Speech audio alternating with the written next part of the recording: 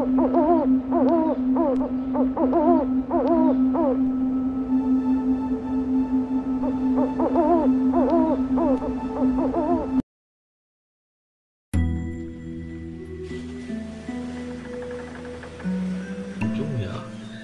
ini hampir menutupi dua genteng yang terbuat dari kaca. Dan disitulah beliau melihat sesosok wajah. Assalamualaikum warahmatullahi wabarakatuh. Berjumpa kembali dengan Pragivari Channel. Pada kesempatan kali ini saya akan membawakan sebuah kisah yang memang benar-benar terjadi. Kisah ini terjadi di sekitaran tahun 2007 dan narasumbernya menceritakan langsung kepada saya. Beliau sebagai pelaku, sebutlah namanya dengan Mas Mujiono, dan di sini kita akan memanggilnya dengan Mas Muji. Usia beliau di kisaran tahun tersebut masih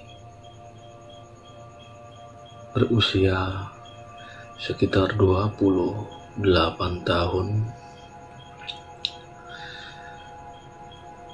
Jadi poin ceritanya adalah di tahun tersebut ketika Hari Raya Idul Fitri, beliau ini pulang kampung ke rumah neneknya yang memang sudah sangat sepuh ya. Dan kebetulan memang aslinya kedua orang tua beliau ada di Jakarta. Cuma pada waktu itu Mas Muji ini ingin merayakan hari besar bersama dengan nenek yang tinggal bersama dengan bibinya di satu daerah di sekitar kota yang ada di pantai selatan Pulau Jawa.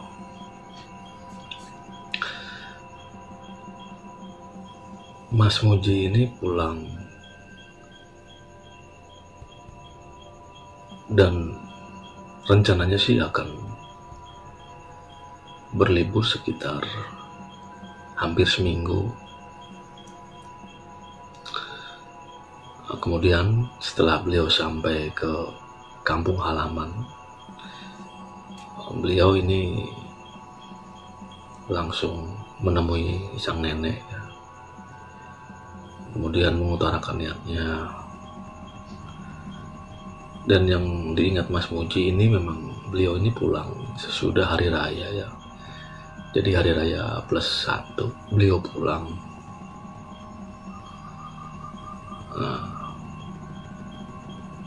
Neneknya ini tinggal bersama dengan bibinya. Jadi rumah nenek dan rumah bibinya ini berdempetan ya, kanan dan kiri. Hanya saja karena sudah sangat sepuh, akhirnya rumah sang nenek ini dibiarkan kosong. Hanya saja karena sudah sangat sepuh, nenek Mas Muji ini dirawat oleh bibinya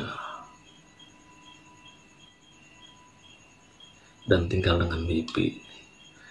Sementara rumah beliau ini kosong, walaupun saling bersebelahan, ini kosong. Kalaupun ada diisi ya hanya setahun sekali ketika cucu-cucu beliau pulang. Ini baru dipergunakan. Namun untuk kebersihan sih hampir setiap hari disapu dan dibersihkan dari debu ya. Kisaran usia nenek ini ya sudah sepuh, menjelang usia 90, namun memang masih sehat, alhamdulillahnya pada waktu itu kan.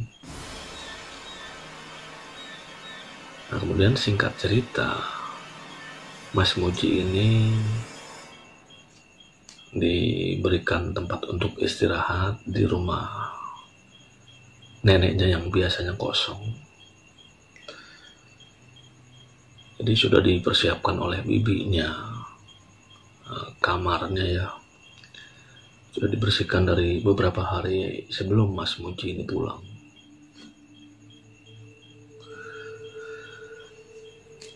Kondisi rumah tersebut, nah, ini ada di perbukitan.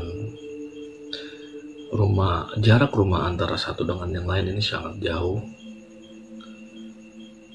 Jadi benar-benar sekelilingnya itu hutan atau kebun ya, yang tanamannya bersifat heterogen, campuran.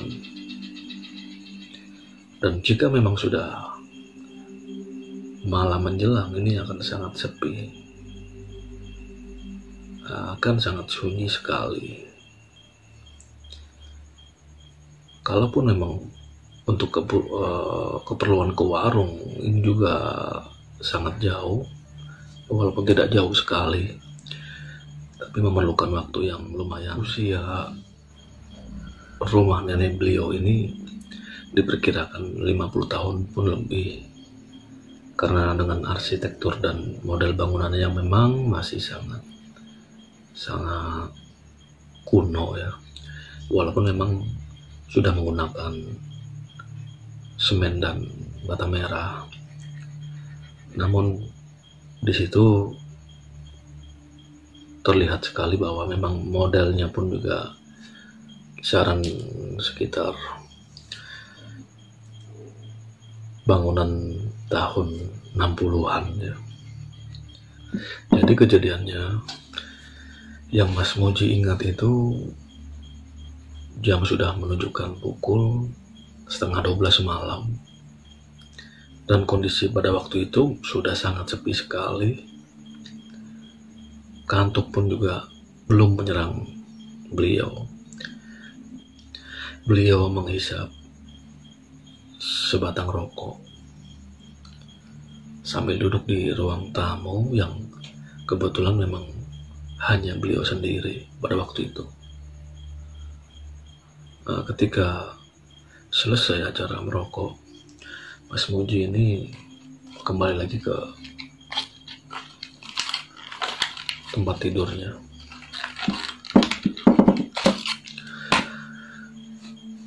Mas Muji ini tidak terbiasa dengan lampu yang menyala ketika tidur. Maka ketika beliau mencoba untuk tidur, lampu kamar ini dimatikan. Sama sekali tidak ada penerangan ya. Suasana pada waktu itu sangat-sangat sepi. Hanya terdengar binatang-binatang malam. Ada jangkrik dan sebagainya ya. Ketika Mas Muji merebahkan tubuhnya di tempat tidur, posisi telentang, dan karena memang rumah tersebut rumah kuno, jadi belum ada istilahnya yang namanya ternit. Jadi kalau kita melihat ke atas langsung gentingnya, genteng istilahnya. Dan genteng itu memang di kamar tersebut ada 2 daun genteng yang terbuat dari kaca. Tujuannya adalah kalau siang ini agar mendapatkan sinar matahari. Jadi maka dipasanglah sebuah genting yang terbuat dari kaca. Dan ketika beliau melihat ke atas ini agak terang bulan, agak terang bulan. Beliau ini tidak merasakan apa-apa, sambil mencoba memejamkan dan merilekskan tubuhnya agar bisa tertidur. Proses tersebut lumayan sangat lama ya, hampir setengah jam belum juga tertidur. Kemudian ketika mata beliau sudah agak berat, di antara sadar dan tidak sadar, karena posisinya memang terlentang ke atas, mata beliau ini melihat genting yang tembus ke atas ya, karena terbuat dari kaca. Beliau ini kaget, hampir setengah tidak percaya. Beliau ini melihat sesuatu yang ganjil.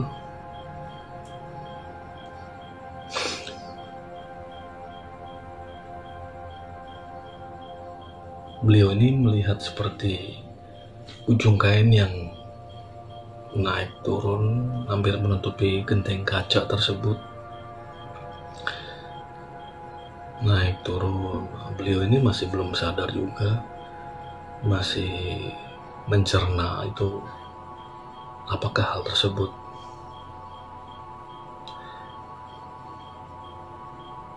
Beliau ini memfokuskan matanya ke atas. Kira-kira jarak tempat tidur dengan genting sekitar mungkin ya 3,5 meter atau 380 cm ya, lumayan tinggi juga kan.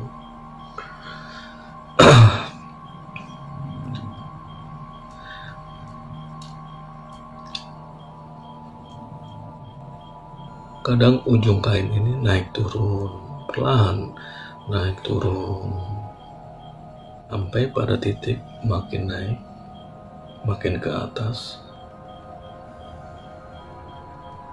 Ujung kain yang awalnya hanya terlihat ujungnya, ini hampir menutupi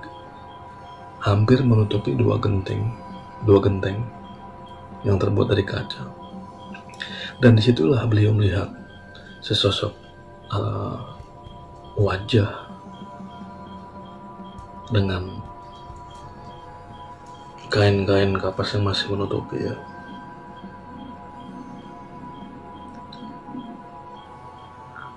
Dan yang membuat Mas Muji ini hampir berteriak, sosok tersebut tersenyum. Deg dikduk dari itu hati Mas Muji tercekat melihat pemandangan tersebut. Beliau ini beristighfar ya, dan mencoba menutup matanya. Apalagi kondisi ruangan pada waktu itu memang gelap gulita, hanya terbantu dengan sinar rembulan yang memang remang. Itu pun ketika di atas ya tertutup oleh sesosok tadi.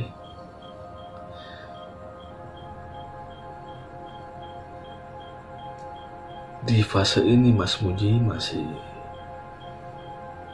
percaya tidak percaya dengan apa yang beliau lihat. Dan ketika beliau ini membuka matanya perlahan, sosok tersebut ini masih ada, namun posisinya sudah agak di bawah, yang terlihat hanya ke tanah saja kan.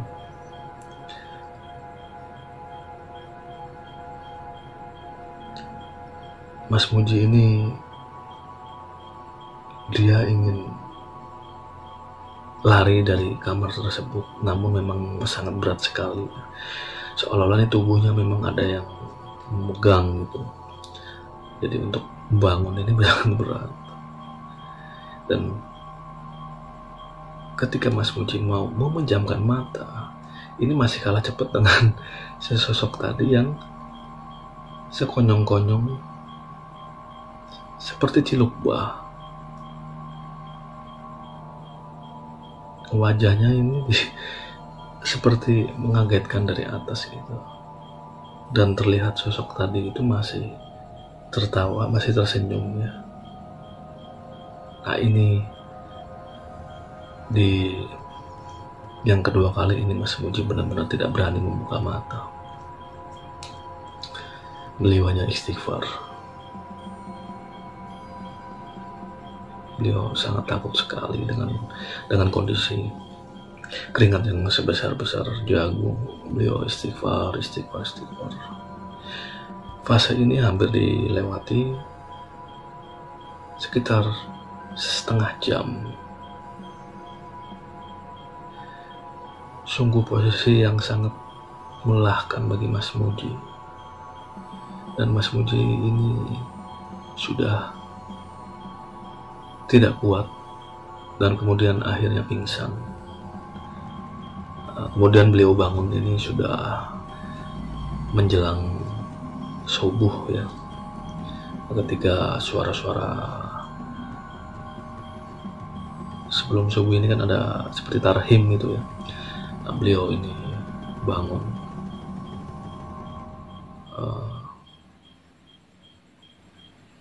Beliau ini masih ingat dengan peristiwa yang tadi beliau alami. Langsung kemudian beliau ini ke rumah samping yang ditinggali sang nenek dan bibi. Diketoklah rumah tersebut. Kemudian beliau ini sholat subuh.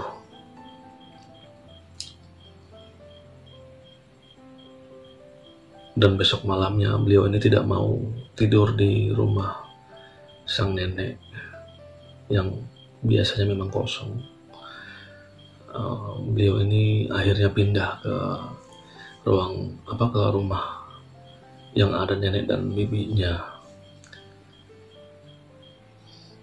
Ya sebetulnya dari awal ini sang bibi sudah mengajak untuk tinggal dengan sang nenek dan untuk menginap di rumah yang ada nenek dan bibinya. Namun karena mungkin takut merepotkan ya, Mas Muji ini tetap kekeh tinggal di rumah yang biasanya memang kosong.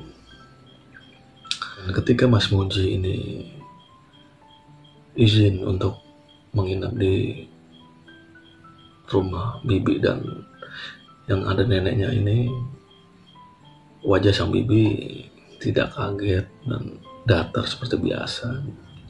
Mungkin sudah mahfum ya.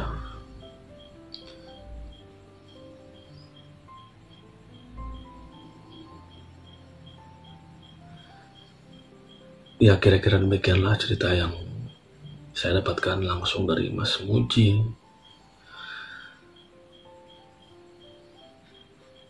Dan saya juga ucapkan banyak-banyak terima kasih kepada kawan-kawan subscriber yang